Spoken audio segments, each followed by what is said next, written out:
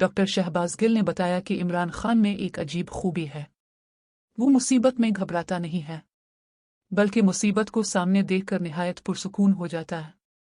असल में ये सच्चे मोमिन की खूबी है। बताया कि एक छोटे से जहाज में वो कप्तान के साथ जा रहा था कि जहाज खराब हो गया, लगा क्रैश कर जाएगा। हमें लगा कि अब किस्सा खत्म। बताया कि इसने कप्तान की तरफ देखा, वो निहायत पुरसुकून था। पूछा कि कप्तान, आपने सोचा कि आपके बाद पार्टी और पाकिस्तान का क्या होगा?